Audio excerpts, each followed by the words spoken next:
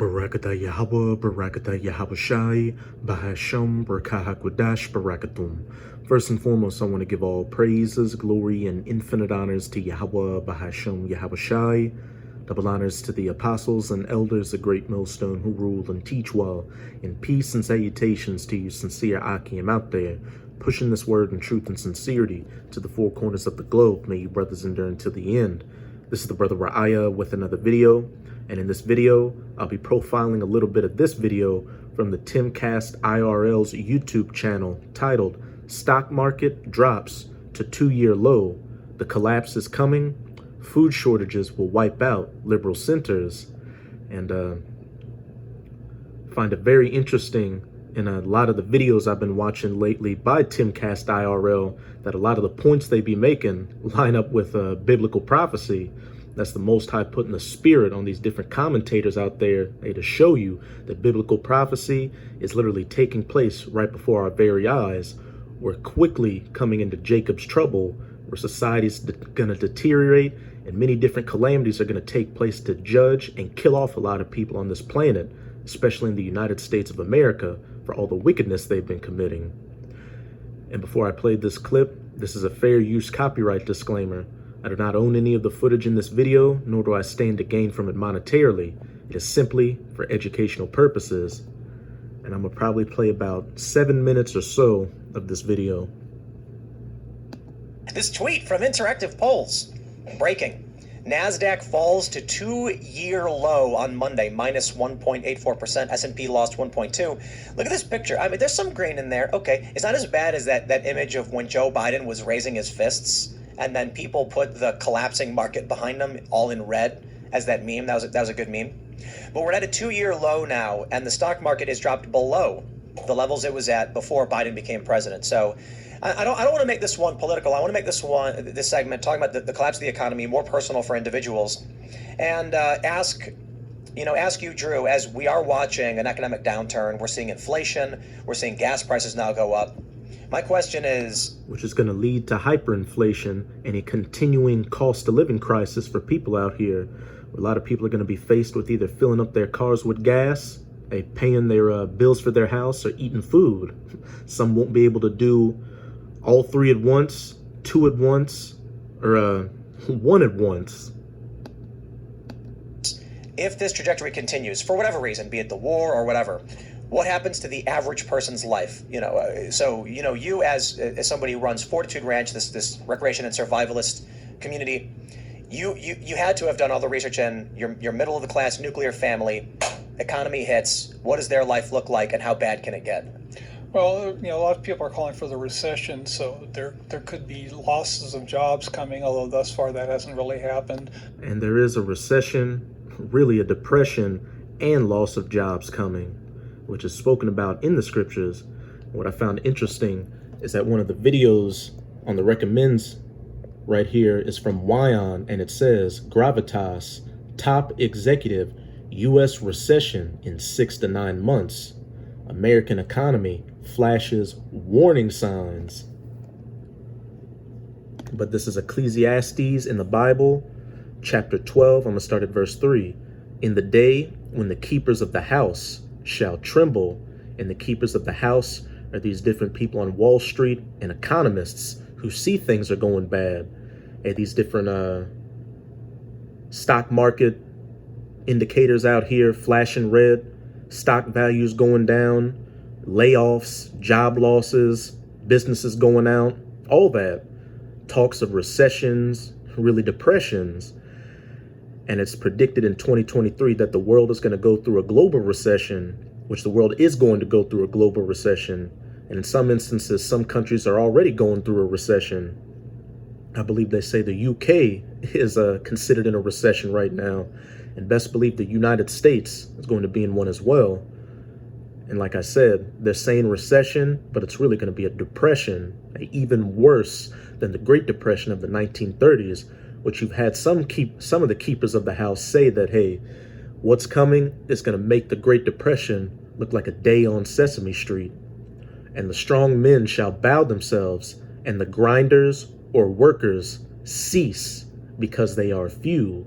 A few workers out here because there are few job offerings out here, few businesses left, and those that look out of the windows be darkened, and the doors shall be shut in the streets.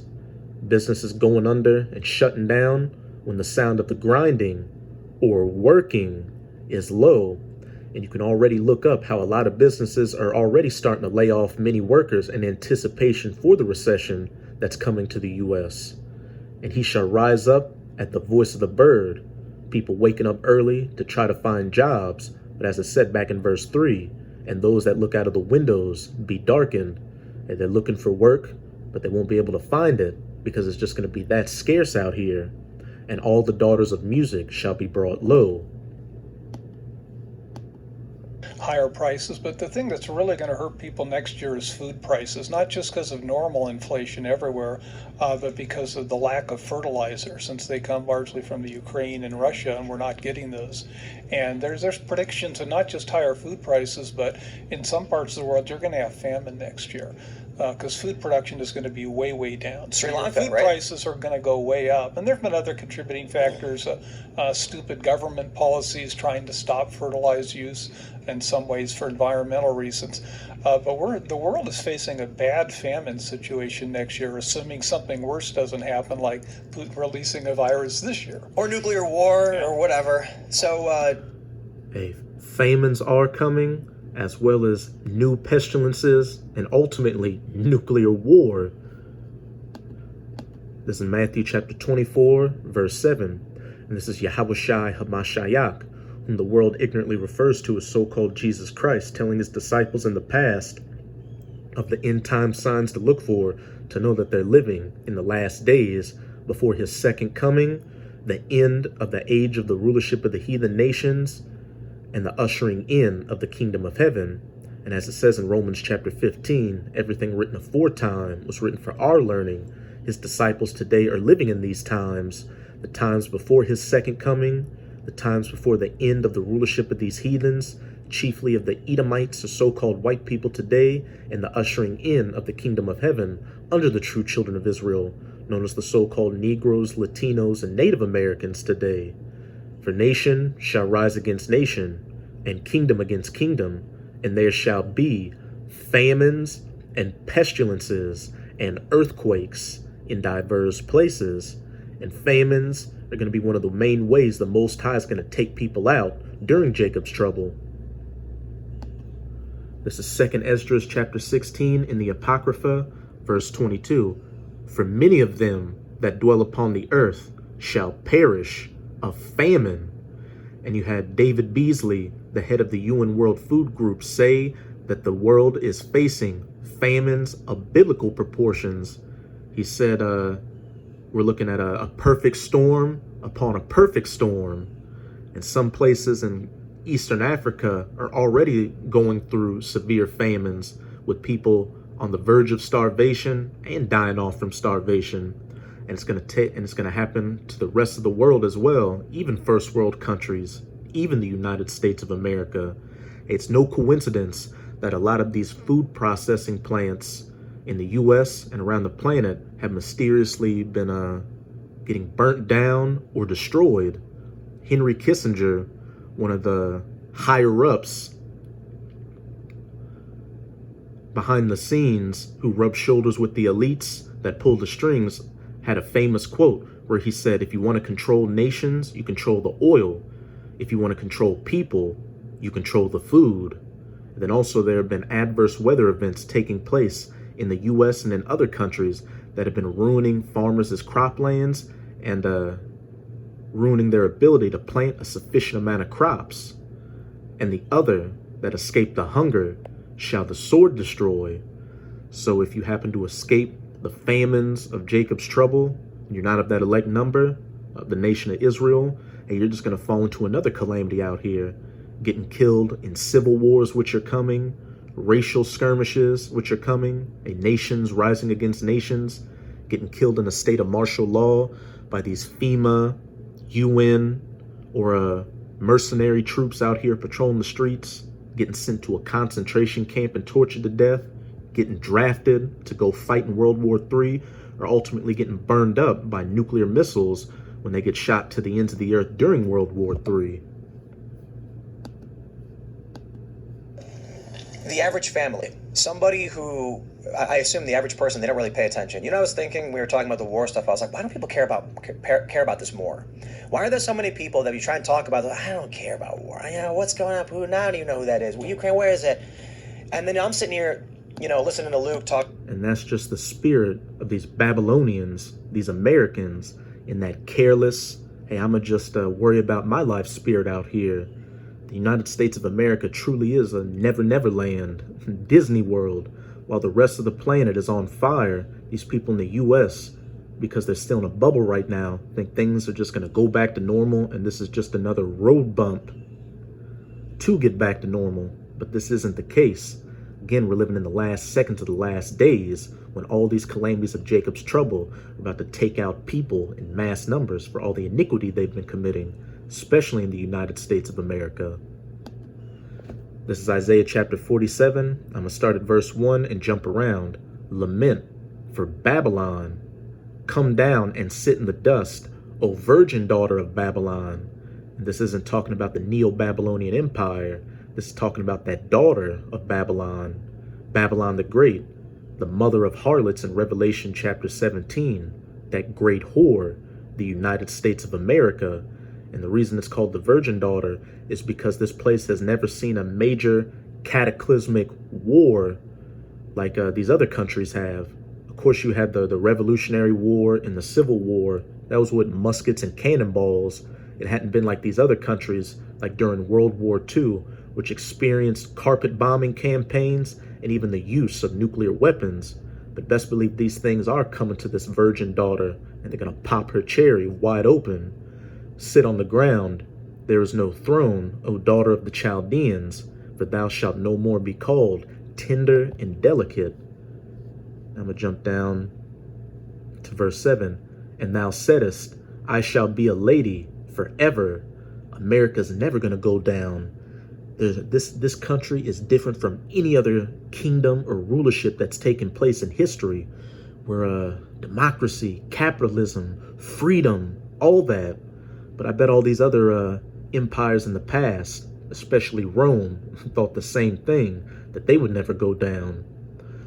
So that thou didst not lay these things to thy heart or thy mind, neither didst remember the latter end of it. Therefore, hear now this, thou that art given to pleasures, this country which is in that do as thou wilt spirit. People are just concerned with the next high, so to speak. The next concert they're going to go to, the next club they're going to go to, the next drug they're going to take, the next drink they're going to drink, the next bit of adultery they're going to commit, the newest movie coming out, the newest social media trend, all that bullshit which these people take as gospel over here in the U.S. that dwelleth carelessly. Oh, I don't care that there's a war going on in Ukraine. I don't care that the head of the UN food group is saying that famines of biblical proportions are coming. I don't care that Joe Biden said that the world faces nuclear Armageddon. And we've heard all this stuff before, and look at where we're at now. Things are still going on as normal. That sayest in thine heart, I am, and none else beside me. I shall not sit as a widow, neither shall I know the loss of children. But these two things shall come to thee in a moment, in one day, the loss of children and widowhood. When you go to Revelation chapter 18, it says that Babylon's going to be taken down in 1 hour. And what's going to do that? Nuclear missiles hitting this place, which is ultimately what's going to wipe the United States of America, the virgin daughter of Babylon, off the face of the earth. 200 million shot from America's enemies like Russia, China, and North Korea, but also the allies of the U.S. like Britain, France, and these other NATO nations, which are going to turn against her at some point during World War III to ally themselves with nations like Russia. And you can already see how NATO and the EU are deteriorating over a lot of issues out here, such as the sabotage of the Nord Stream pipelines, which, looking like the U.S. had a hand in it, which I believe that they did, because the U.S. is enemies with Russia, and they want to stop their European allies from doing economic and military deals with Russia and go into their camp. but that's just further going to drive division between them when these European Edomites have a dark winter, a cold winter, and they're suffering on behalf of U.S. imperialism and adventurism abroad. They shall come upon thee in their perfection for the multitude of thy sorceries and for the great abundance of thine enchantments. 200 million nuclear missiles hitting this place and turning it into the biblical lake of fire from sea to shining sea, and then a desolate, uninhabitable wasteland afterwards. But even before that, all these other calamities of Jacob's trouble, destroying people, the famines, the pestilences, race wars, civil war, martial law. Talk about the variety of things the U.S. is engaged in, what Russia's doing, and I'm thinking to myself, this is the kind of stuff that if you don't know about, one day it smacks you in the face. The war erupts, the food shortages, the food prices. For the people that have been paying attention and have done some degree of preparation, they're in a much better position. So with that in mind, let's say this as smack people in the face like a thief in the night because they're not looking for it, they're not paying attention to the signs. This is 1 Thessalonians chapter 5, verse 3. For when they shall say peace and safety, oh look, things are starting to go back to normal. The lockdowns are over, and they've declared that the pandemic is over. Oh look, I've heard some businesses are starting to hire people again. That a couple of 100,000 jobs were added back to the job market. Then sudden destruction cometh upon them, as travail upon a woman with child. They shall not escape. Economic collapse, food shortages, famines, martial law, world war, nuclear destruction. Escalates to hyperinflation. Let's say it does, something bad happens. Let's say it's either a nuclear strike, let's say it's a virus or something happens. The average person, taking the words right out of my mouth, in the United States, what do you think their day is like when the grid gets hit, or when gases are gone, or don't forget EMPs and blackouts too, or what happens in the worst case scenario? Well, it's bad news for them. I mean, government's top priority is protecting government, and that's official policy. It's called continuity of government. And any kind of disaster or collapse, your police protection will go down because number one, the priority is to protect the elected officials, the mayors, the governors, everyone else. So police normally doing patrols in your neighborhood, some of them will be called back to increase protection and care for government officials. I mean, you're near Mount Weather here. I won't give out your exact location, but you're not far from Mount Weather. I drove by there about a month ago. I can't believe all the construction going on. Really? Mount Weather, huge construction. Whoa. And I've Googled, can't find why, but they've already got massive facilities and they're expanding them for government officials, but there's nothing done for civil defense is gone in the United States, and there's nothing being done. And the thing that makes me the maddest is there's not even the warnings. Government should be issuing warnings to people about situations like the coming food price jump that we're going to experience, the likelihood of famine because of the Russia-Ukraine situation, and it just doesn't happen. There's not care for us. It's all about current issues and winning votes, and debates that relative to life and death are trivial. All right. The government and the elites don't give a goddamn about the average American out here. That's why they don't tell these people out here the problem until it's too late to prepare for it. They give them that peace and safety, and then the sudden destruction cometh upon them. My favorite city in all this, New York City. What happens when the grid gets hit, when the food stops flowing? It'll be. There used to be a saying in the preparedness industry, 48 hours to animal. In 48 hours, it'd take 48 hours for people to realize how bad it's getting, and then they'd turn into their animal instincts and they would kill to survive. I think it's more today, probably more like 48 seconds or 48 minutes to animal, because people are aware now that when the grid goes down, for example, again, you ought to watch Grid Down Power Up documentary. When the grid goes down, immediately there is no water system flowing. So people are going to start filling their bathtubs. Everyone does that. So within 5 minutes, municipal water is gone. There's no 5 fuel. minutes. And it speaks in the scriptures that the water will be shut off. This is 2 Esdras chapter 6 in the Apocrypha, verse 24. At that time shall friends fight one against another like enemies. And what could be one thing to cause friends to fight one against another like enemies? food shortages, famines. You're starving and watching your loved ones starve, so you go out and get it how you live, put people to death, break into people's homes who you once considered good friends just to take whatever they have left, and vice versa.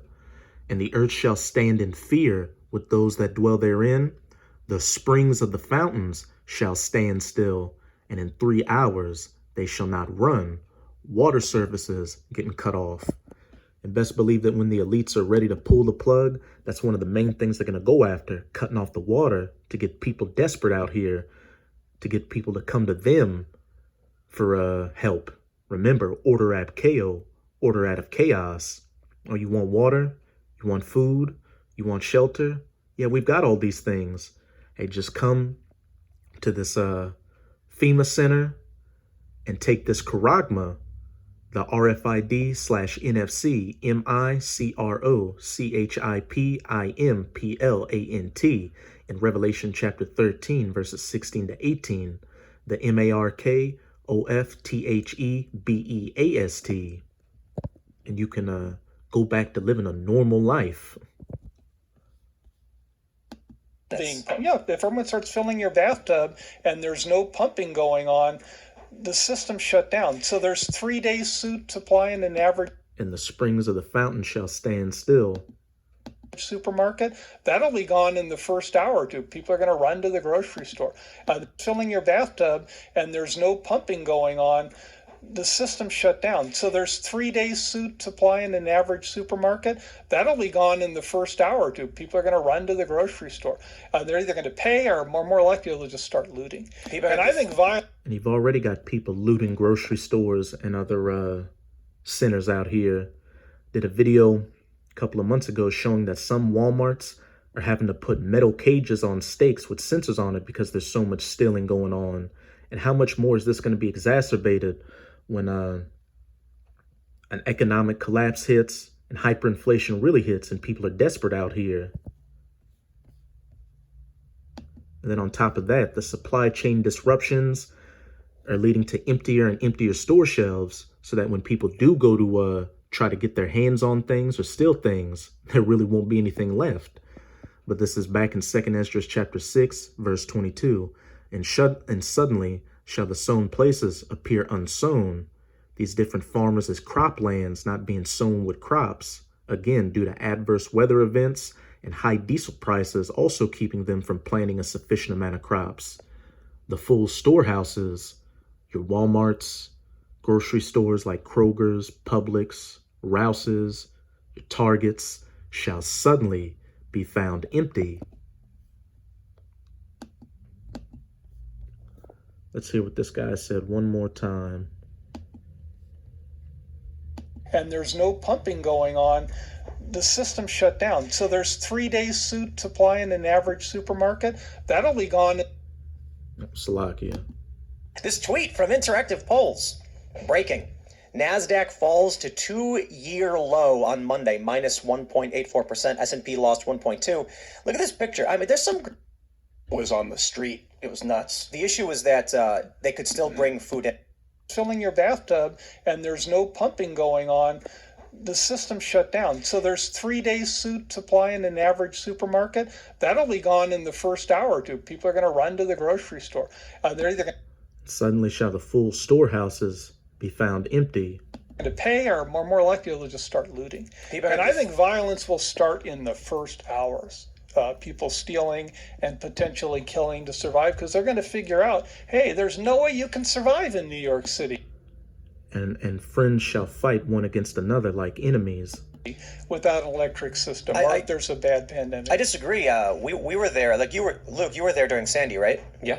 Yeah, the power was gone for like 2 weeks in Lower East Side. I think it was a couple days out in the Upper West Side where all the rich people were. Is that what it was, Luke? It was like 72 hours something? Yeah.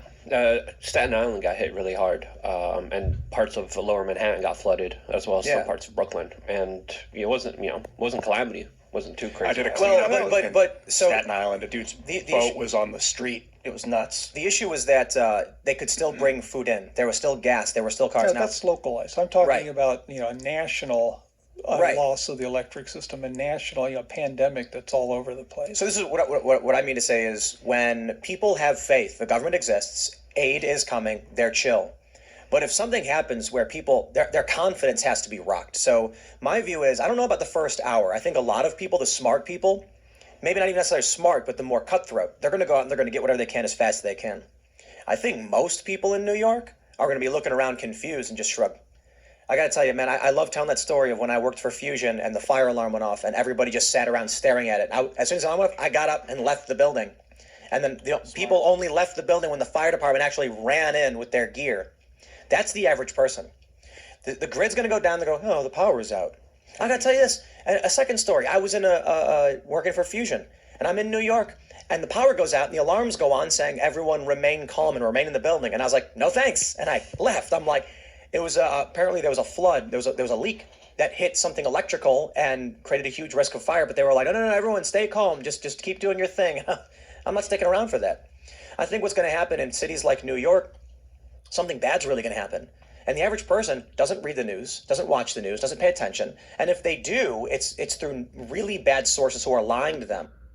These Americans, these Babylonians that dwell as carelessly and are given to pleasures. And so they're going to sit there and they're going to be told, hey, everybody, the economy is going to be fine. Just stay home for the day. A day goes by, the food. And when they shall say peace and safety, it's gone, the water's gone, the economy's gone, their money's worthless. These people are going to then sudden destruction. Lose it. They're either, most of these people are probably going to get, the marauders are going to come for them. These people don't seem like the kind of people who are going to be able to survive. But some of these guys are going to just go around and become marauders. Poor NPCs. I don't know. There's a lot of... We know that's going to happen as well.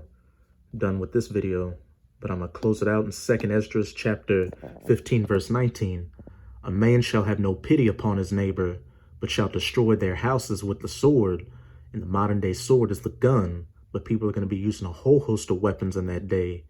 Hammers, literal swords, machetes, brass knuckles, bats, clubs, chains, and spoil their goods because of the lack of bread, the lack of food shortages, famines, and for great tribulation. A man having no pity upon his neighbor and destroying their house with the sword, being a marauder out here, getting it how they live. So that's it with this video. And with this video, I hope you sincere Akim and Akwath were edified. Apostle Tahar is deemed 2022 to be the year of Yahweh Bahashem Yahweh Shai turning things up. And we've clearly seen that things have turned up exponentially. And all the signs are pointing to 2023 being a year to remember. So now more than ever, everybody should have all 10 toes down in this truth, doing whatever they can to make their calling and election sure, so they can hope to have that protective hedge of Yahweh Bahashem Yahweh Shai over them to save them from these calamities of Jacob's trouble, which are quickly coming our way. So again, with this video, I hope you sincere Akim and Akwath were edified. And as always, I'm going to say Abad Babol, Kwam Yasharala, and until next time, Shalom.